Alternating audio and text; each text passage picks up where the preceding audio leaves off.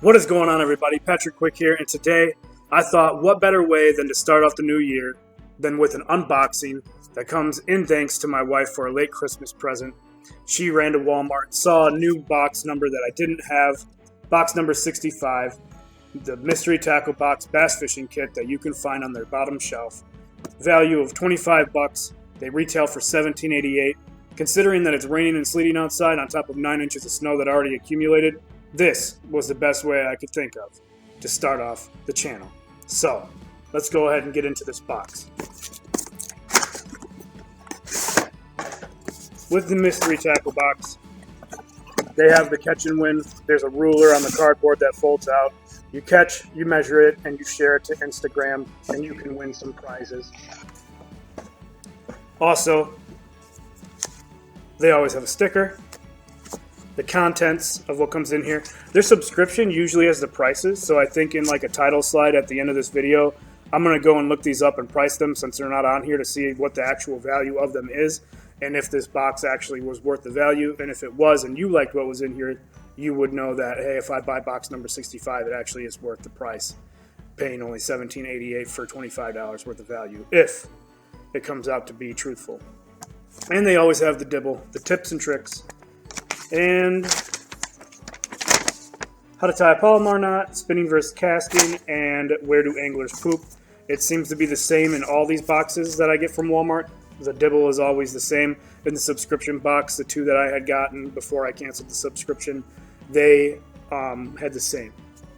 And the only reason I canceled it was because the last box that I got, I was not happy with because I got some gel in there that was priced at like $10.99, and I felt like I could have had like 2 more lures for that price instead of the gel, because the box that I had gotten prior to that was stacked full of awesome stuff. So it's not that they're a bad company, I just had like a bad lemon box, and I felt like my money was best served at Monster Bass and 6 cents. So that's the only reason why I had canceled it. Maybe I'll try them again next year. Like I said, you know, they are a good subscription box. They do have good stuff in there. Just some people, they get different things. Not everybody gets the same things in the box, and I just got a box that I didn't like. So that was my own opinion. So don't think the mystery tackle box is bad. That was just an experience that I had that I didn't like, and I decided to put my money towards other stuff. So let's go ahead and get into the items. First one that we have, it's a little 2-pack 4-aught Ultra Lock soft plastic is what it says up there for Mustad hooks. And Mustad is a good brand. They're very sharp. I'm not even mad to have these. I'm hoping that there's some sort of soft plastic in here. If they're giving me these, I like it when the boxes are cohesive and everything in the box can be used together. It's not just a bunch of random stuff. So the next thing that we have are going to be some Thunderhawk hybrid divers. They're 3/8 of an ounce. There's some staples on here, so I'm going to do the liberty of opening it up right now so I don't have to worry about wasting time. Here they are. This is a shad color. It's got this nice 3/8 weighted head on there. Very sharp black nickel hook. It's very sticky. Barely touched it and it caught me there. Nice little action on the paddle there. There are 2 in here that are pre-rigged, and it comes with 1 extra one. It came in this nice, there's the staples I was telling you about. I had to rip it off. A little blue label. And they came in here. This is going to be really nice to use. It's a smaller profile, so where I fish, it'll do pretty well. You know, I think the biggest monsters that we have, maybe there could be an 8-pound lurking out there, but most of them are from 6 pounds and down. So the smaller profile seems to do really well. And like I said, that shad color, that black, silver, pearl white is really nice of a pattern. And it's got that nice holographic eye on there. So those are pretty sweet.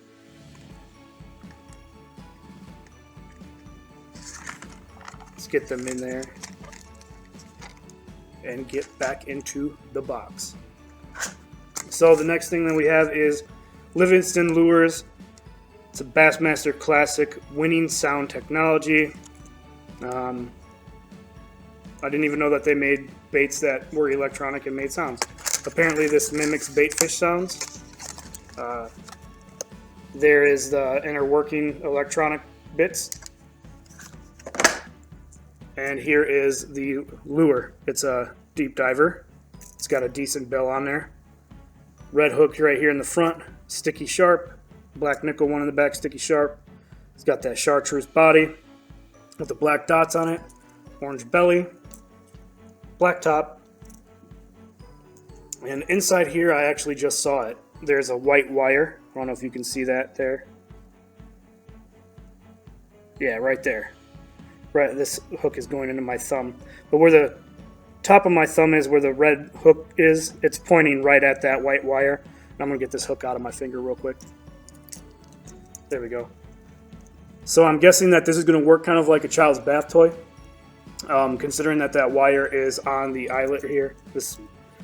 When the water touches the metal, it's going to activate whatever bait noise sound that it creates. I don't really have a way to record that I think it would turn out well. I mean, I could try the GoPro or my camera, but I don't know if it would pick up sounds, especially if it's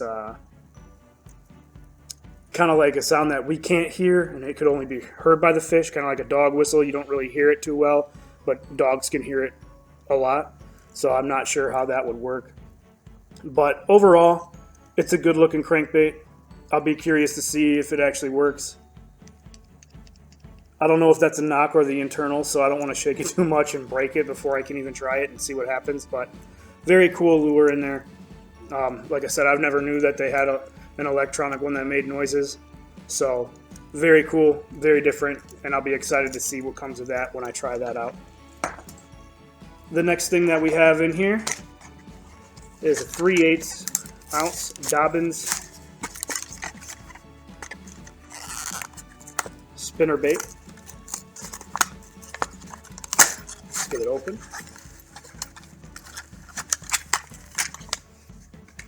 It's got that nice big willow on there, that little Colorado right there. It's chartreuse white in this crappie pattern that I call. It's got that black and that kind of white silvery color. There's a little blue fleck in there as well in that silvery pattern. Really nice looking spinner. I like the head design. I like how it's angled, so if it's coming across something and it hits like maybe a stump, it'll kind of just do one of those little numbers and bounce off there so you don't get stuck. Very, very sharp, very sticky. Nice looking spinner. It's got that pinkish red chin on there. Really nice. And the next thing, and it looks like the last thing. So what do we got? We got 1, 2, 3, 4, 5 items in the box. It says it comes with 5 to 6 baits. These are Lucky John Jocko 4.5 inch 3-piece shaker, super floating, scent and taste, designed in Japan to reel fish action, floating soft plastic system. Look at those. Big old pink swim baits. On the back here it shows you can swim with a jig head, a double hook, a Carolina rig. They smell like shrimp.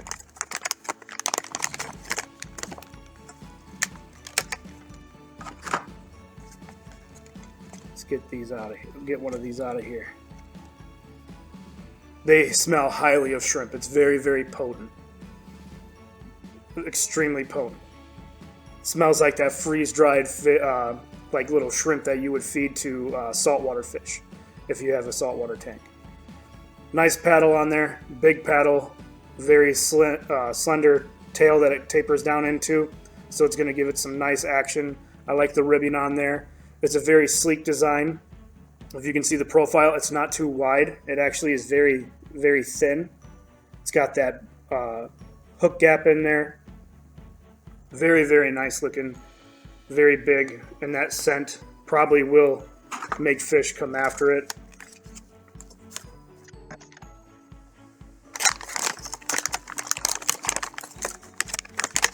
I know catfish like shrimp, So it'd be funny or a really good video if a catfish were to come up and grab this from me if I was swimming it. I might use, I've got those Berkeley Fusion hooks that have the weights on the bottom of there. I might throw it on one of those, even though it says floating. Or I'll do a weightless since it floats and just swim it along the top. Maybe get a good topwater bite from it.